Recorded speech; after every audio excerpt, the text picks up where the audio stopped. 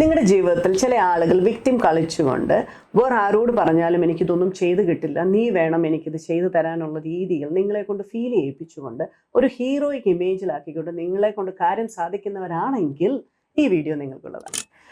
Namaste, those who are new here, I'm Dr. Susan Kaur, life psychologist and transformation coach. Today, നമ്മുടെ subject എന്ന് പറയുന്നത് the divide and rule tactics of A narcissist ആണ്. പ്രത്യേകിച്ച് parents ആണ് ഇത് കൂടുതലായിട്ട് ചെയ്യുന്ന കണ്ടിട്ടുള്ളത്. അപ്പോൾ നമ്മൾ ഇതിനകത്ത് കാണാൻ പോകുന്നത് ഇവരുടെ നേച്ചർ, എങ്ങനെയുള്ള നാർസിസ്റ്റുകളാണ് ഇത് ചെയ്യുന്നത്, അപ്പോൾ അതുപോലെ തന്നെ അവരുടെ മോഡസ് ഓപ്പറാൻഡി എങ്ങനെയാണ് ഇവരിത് ചെയ്യുന്നത്, അതുപോലെ തന്നെ എങ്ങനെ നമുക്ക് ഇങ്ങനത്തെ ഒരു സിറ്റുവേഷനിൽ നമ്മളെ മാനേജ് ചെയ്ത് നമ്മളെ രക്ഷപ്പെടുത്തി കൊണ്ടുപോകാം എന്നുള്ളതാണ് നമ്മൾ നോക്കുന്നത്. So let's dive in. Divide and rule എന്താണെന്ന് നമുക്ക് എല്ലാവർക്കും അറിയാം. നമ്മളെ പരസ്പരം അങ്ങോട്ടും ഇങ്ങോട്ടും ഡിവൈഡ് ചെയ്ത് പരസ്പരം ഒരു അത്ര കണക്ഷൻസ് ഫോം ചെയ്യാതെ നമ്മളെ എല്ലാവരുടെയും മേളിൽ അവർ ആ റൂള് ചെയ്യും. കാരണം അവരുടെ ബെനിഫിറ്റിന് വേണ്ടിയിട്ടാണ് അവർ ചെയ്യുന്നത്. ഇത് പലപ്പോഴും നമ്മൾ ഒരു അതോറിറ്റി ഫിഗർ അല്ലെങ്കിൽ നമ്മളെ മാനിപ്പുലേറ്റ് ചെയ്ത് നമ്മളിൽ നിന്ന് കാര്യങ്ങൾ സാധിച്ചെടുക്കാൻ പറ്റുന്ന രീതിയിൽ ഒരു നാർസിസ്റ്റ് ചെയ്യുന്ന ഒരു ടാക്ടിക് തന്നെയാണിത്. പ്രത്യേകിച്ച് നമ്മളിത് പേരൻസിൽ കാണുന്നത് കൊണ്ട് എനിക്ക് കുറേ ആളുകളിൽ നമുക്കത് എക്സ്പീരിയൻസ് പേരൻസിലായ കൂടുതലായിട്ടുള്ളത് കൊണ്ടാണ് ഞാൻ പേരൻസ് എന്ന് പറയുന്നത്. അതായത് ഇപ്പം കുട്ടികൾ വലുതായി വിവാഹമൊക്കെ കഴിഞ്ഞ് കഴിയുമ്പോഴാണ് കൂടുതലായിട്ട് ഇവരെ കാണുന്നത്. അതിന് മുമ്പും കുറേശ്ശെയൊക്കെ നമുക്ക് കാണാനായിട്ട് പറ്റും. അപ്പോൾ അങ്ങനെ പെൺകുട്ടികൾ കല്യാണം കഴിച്ച് വേറെ വീട്ടിൽ പോകുന്നു, അവർക്ക് രണ്ട് മൂന്ന് പിള്ളേരുണ്ടെന്ന് വയ്ക്കുക, ഒരു പെൺകുട്ടി അല്ലെങ്കിൽ 2 ആൺമക്കൾ 3 ആൺമക്കൾ, ഇങ്ങനെയൊക്കെ ഉള്ളൊരു സിനാരിയോ നമ്മൾ നോക്കുകയാണെങ്കിൽ നമുക്ക് കാണാൻ പറ്റും. ഇവരിങ്ങനെ ഡിവൈഡ് ആൻഡ് റൂളിലൂടെ ഇവരുടെ കാര്യം ഇവർ മാത്രം ഇമ്പോർട്ടൻറ്റ്, ഇവർക്ക് എല്ലാ കാര്യം കിട്ടേണ്ട രീതിയിലേക്കാക്കി അവർ ആ റിലേഷൻഷിപ്പിനെ കൊണ്ടുവന്ന് കാണാൻ പറ്റും. അപ്പോൾ നമ്മൾ അങ്ങനെ ഡിവൈഡ് ആൻഡ് റൂൾ ചെയ്യുന്ന ഒരു നാർസിസിസ്റ്റിക് ആയിട്ടുള്ള ഒരാൾ സാധാരണ അവരുടെ നേച്ചർ എന്ന് പറയുന്നത് അവർ ജനറലി കോവേർട്ടായിട്ടുള്ള ആളുകളായിരിക്കും. അവർ ഓവേർട്ടായിട്ട് അവരെ കാണാൻ പറ്റത്തില്ല. കാരണം എന്നാന്ന് വെച്ച് കഴിഞ്ഞാൽ അവർക്ക് അങ്ങനെ പമ്മിയിരുന്ന് ഞാൻ വളരെ നല്ലയാള്, ഞാനൊരു പാവം എന്നുള്ള രീതിയിലൊക്കെ ഇരുന്നാലേ ഈ കാര്യങ്ങൾ ശരിക്കും അങ്ങോട്ട് ചെയ്തുകൊണ്ട് പോകാനായിട്ട് പറ്റത്തുള്ളൂ. പിന്നെ അവർ നല്ലപോലെ വിക്ടിം പ്ലേയിങ് ആയിരിക്കും. അതായത് ഞാൻ ഭയങ്കര വിക്ടിമാണ് എന്നുള്ള രീതി. അത് വേറെ നമ്മളുടെ അടുത്ത് വേറൊരാളുടെ വിക്ടിമാണെന്ന് പറയും, അവരുടെ അടുത്ത് നമ്മുടെ വിക്ടിമാണെന്നൊക്കെ പറയും. ആ രീതി വിക്ടിം പ്ലേയിങ് നല്ലപോലെ കാണും. അതുപോലെ തന്നെ ലവ് ബോംബിങ് ആണ്. ലവ് ബോംബിങ് എന്ന് പറയുന്നത് വളരെ കാൽക്കുലേറ്റീവായിട്ട് ആർക്ക് എപ്പോൾ എങ്ങനെ കൊടുക്കണം എന്നുള്ള ആ പ്ലീസിങ്ങിലും ലവിങ്ങിലും ഒക്കെ ആയിട്ട് കുറച്ച് വലിഡേഷൻ കൊടുത്തുകൊണ്ട് അപ്രീസിയേഷനൊക്കെ കൊടുത്തുകൊണ്ടൊക്കെ അവരവരുടെ കാര്യങ്ങൾ സാധിച്ചെടുക്കാനായിട്ട് ഇരിക്കുന്നവരാണ്. അപ്പോൾ ഇതിനകത്ത് ഇവർ സാധാരണ എങ്ങനെയാണ് ചെയ്യണമെന്ന് വെച്ച് കഴിഞ്ഞാൽ ഇവരെല്ലാ മക്കളുടെ ഇടയിലും ഒരു ഡിവിഷൻ ഉണ്ടാക്കും. അതായത് പരസ്പരം ഇപ്പം 4 മക്കളുണ്ട്, 4 മക്കളും പരസ്പരം അങ്ങോട്ടും ഇങ്ങോട്ടും വലിയ റിലേഷൻ ഒന്നും അവരുണ്ടാകാൻ സമ്മതിക്കത്തില്ല. കാരണം അങ്ങനെ വന്നു കഴിഞ്ഞാൽ ഇവരുടെ കാര്യങ്ങൾ നടക്കത്തില്ല, ഇവരുടെ പദ്ധതികൾ നടക്കത്തില്ല. അതുകൊണ്ടാണ്. അപ്പം അവരൊക്കെ കല്യാണമൊക്കെ കഴിഞ്ഞ് കഴിയുമ്പോൾ നിന്റെ കുടുംബമായി എൻ്റെ കുടുംബമായി നമ്മളെല്ലാവരും അങ്ങനെ ജീവിക്കുന്നു, കണക്ഷനായിട്ട് അമ്മ അച്ഛൻ അങ്ങനെയുണ്ട്. അപ്പോൾ ഈ പേരൻ്റ് എന്ന് പറയുന്ന ആൾ ഇൻഡിവിജ്വലിയെ കുട്ടികളുമായിട്ട് കണക്റ്റ് ആകത്തുള്ളൂ. എല്ലാ കാര്യങ്ങളും ഇൻഡിവിജ്വലി ഓരോ കുട്ടികളോടും ഭയങ്കര കണക്ഷൻ വയ്ക്കും. അപ്പം നമ്മളിപ്പോൾ വീട്ടിൽ വന്നു കഴിഞ്ഞാൽ നമുക്ക് വലിയ ഫീലിംഗ് ഒന്നും തോന്നും. കാരണം അമ്മ അതുപോലെയാണ് നമ്മളോട് കണക്ഷൻ. അതിനിപ്പോൾ ഞാൻ അമ്മ എന്നുള്ളൊരു ഇതെടുക്കുകയാണ്, കാരണം ഒരു പേരൻ്റ്. അപ്പോൾ നമുക്ക് മദർ എന്നുള്ള രീതിയിലേക്ക് എടുക്കും. മദർ എല്ലാവരോടും ഇങ്ങനെ വളരെയേറെ കണക്ഷൻ വെക്കുന്നതുകൊണ്ട് നമുക്ക് വീട്ടിൽ വരുമ്പോഴും വലിയ ഫീലൊന്നും തോന്നില്ല. കാരണം അമ്മ എന്നോട് ഭയങ്കര നല്ല കണക്ഷൻ വെച്ച് എന്നെ ഭയങ്കര നല്ല ഇതായിട്ടാണ് കാണുന്നത്. പക്ഷെ എന്നിട്ട് നമുക്ക് കുറച്ചൊരു വാലിഡേഷൻ ഫീൽ കിട്ടും, നമ്മൾ കുറച്ച് ഉയർന്ന ഫീലിലിരിക്കും. കാരണം എന്താണെന്ന് വെച്ച് കഴിഞ്ഞാൽ കണ്ടില്ലേ, എന്നെയാണ് അമ്മയ്ക്ക് കൂടുതൽ കാര്യം. കാരണം നമ്മൾ ആ ഇൻഡിവിജ്വലായിട്ട് വാലിഡേഷനും അപ്രീസിയേഷനും ലവ് ബോംബിങ്ങും ഒക്കെ കിട്ടുമ്പോൾ നമ്മുടെ വിചാരം നമ്മളോടാണ് ഭയങ്കര സ്നേഹം. അങ്ങനെ ഓരോ മക്കൾക്കും അങ്ങനെ ഫീൽ ചെയ്യും, മനസ്സിലായോ? എന്നിട്ട് പിന്നെ അഥവാ ഇനിയിപ്പോൾ നമ്മളൊരു കുട്ടികളെല്ലാവരുടെ ഗ്രൂപ്പായിട്ടിരുന്ന് നമുക്കൊരു ഫാമിലി ഫംഗ്ഷൻ ആണെന്നുണ്ടെങ്കിൽ നമുക്ക് കാണാം ഒരു കാരണവശാലും ഈ കിഡ്സ് എല്ലാവരും ഒന്നിച്ചിരിക്കുന്നിടത്തുനിന്ന് ഈ പേരൻ്റ് മാറൂല. അവരെപ്പോഴും അവിടെ തന്നെ കാണും. അവർ ഭയങ്കര അലേർട്ടുമായിരിക്കും, എന്ത് സംസാരിക്കുന്നു എങ്ങനെ സംസാരിക്കുന്നു. അപ്പം കോമൺ ആയിട്ട് പരസ്പരം വേറെ കാര്യങ്ങൾ, ഇപ്പം അമ്മയ്ക്ക് വേണ്ട കാര്യങ്ങളോ വീട്ടുകാര്യങ്ങളോ ഒന്നും വരുമ്പോൾ അതെല്ലാം ഇങ്ങനെ അതിൽ നിന്ന് മാറ്റി ഒന്ന് വിട്ട് കാര്യങ്ങളെ അവരുടെ നടുക്ക് വരുന്ന ഡിസ്കഷനെ വലുതായിട്ട് ഈ അമ്മ പറയുന്ന കാര്യങ്ങളോ വീട്ടിലെ റിലേറ്റഡ് ആയിട്ട് കാര്യങ്ങളോ അല്ലാതെ വിടാനൊക്കെ ഉള്ള ഒരു കഴിവൊക്കെ ഇവർക്ക് പ്രത്യേകമുണ്ട്. നമ്മൾ ആരും അറിയത്തുമില്ല, അങ്ങനെയാണ്. അതുപോലെ തന്നെ അവര്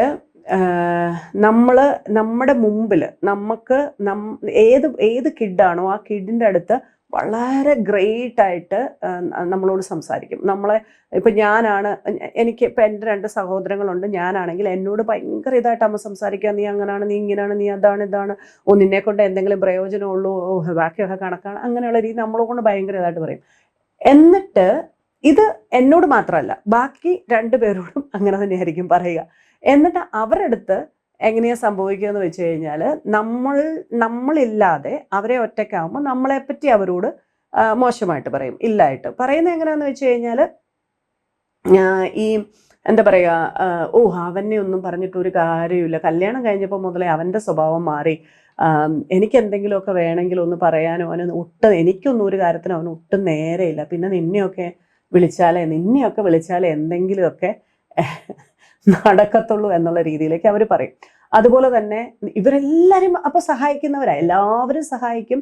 അപ്പം ചിലപ്പോൾ നമ്മൾ ഓർക്കില്ല, അവൻ അന്ന് ഏതാണ്ട് ചെയ്യുന്നതൊക്കെ ഞാൻ കണ്ടായിരുന്നല്ലോ, പക്ഷെ എന്നാലും അതിലേക്ക് പോകാൻ നമ്മളെ വിടൂല. അടുത്തതിലേക്ക് കയറി നമ്മുടെ ശ്രദ്ധ മാറ്റി നമ്മളെ പിന്നെ praising the caring and loving nature of you എന്നുള്ള രീതിയിലേക്ക് വരും. നമ്മൾ കുറച്ച് പ്രേസിലും നമ്മുടെ വലിഡേഷനിലും ഒക്കെ നമ്മൾ അങ്ങ് ആയി പോകുമ്പോൾ മറ്റേത് നമുക്കധികം അതിലേക്ക് കയറി പോകത്തില്ല. ചിലപ്പം നമ്മളിങ്ങനെ ചിലപ്പോൾ ഔട്ട്സൈഡേഴ്സൊക്കെ കാണാൻ പറ്റും എല്ലാ മക്കളും വന്ന് ചെയ്യുന്നത്. അപ്പോൾ എല്ലാവരും ഇങ്ങനെ പ്രേസ് ചെയ്യും, നിങ്ങളുടെ മക്കളൊക്കെ എത്ര ലവിങ് ആണ്, എത്ര കെയറിങ് ആണെന്നൊക്കെ ഇങ്ങനെ ചോദിക്കും.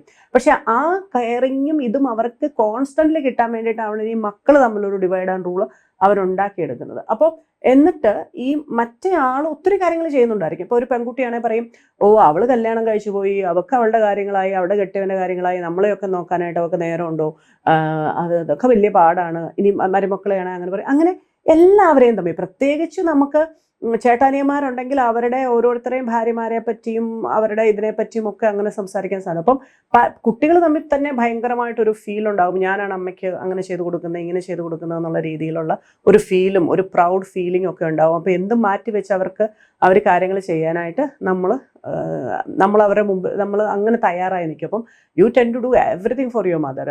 അതുപോലെ തന്നെ സിമിലർലി നിങ്ങളുടെ മറ്റേ സിബ്ലിങ്സും അങ്ങനെ തന്നെയായിരിക്കും. അപ്പം അങ്ങനെ നിങ്ങളുടെ അമ്മയ്ക്ക് എല്ലാ ലവും അറ്റൻഷനും എല്ലാം കിട്ടും. പക്ഷേ ഈ സിബ്ലിങ്സ് ലാക്സ് ജെനുവിൻ കണക്ഷൻ. ഈ സിബ്ലിങ്സ് തമ്മിലൊരു ജെനുവിൻ കണക്ഷൻ ഉണ്ടാവില്ല, അതുണ്ടാകാൻ അമ്മ സമ്മതിക്കത്തുമില്ല.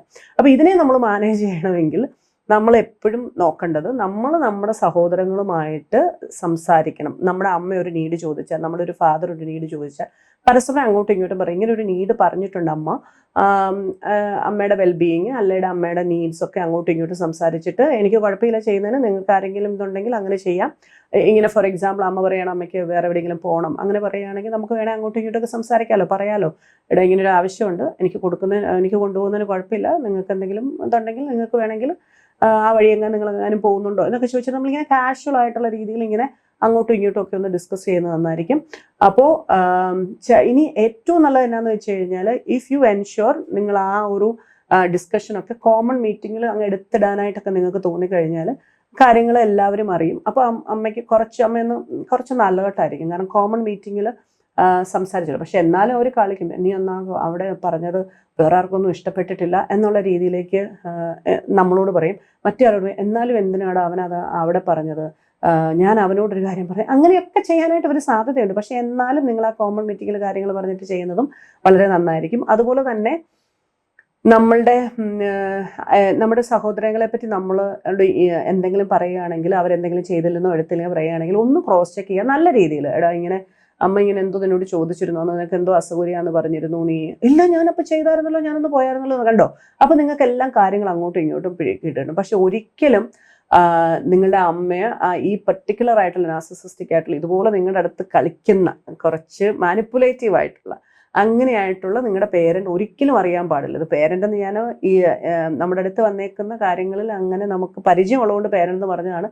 അത് ഏത് സിറ്റുവേഷനിൽ ആരായാലും നിങ്ങൾക്ക് ഇങ്ങനെ ചെയ്യാം. പക്ഷെ ഒരു കാരണവശാലും നിങ്ങളുടെ പേരൻ്റ് അറിയാൻ പാടില്ല നിങ്ങളിങ്ങനെ മറ്റേ ആളുമായിട്ട് അങ്ങനെ ചെക്ക് ചെയ്തു എന്നോ അല്ലെങ്കിൽ ഇങ്ങനത്തെ കാര്യങ്ങളൊക്കെ സംസാരിച്ചു എന്നുള്ളതും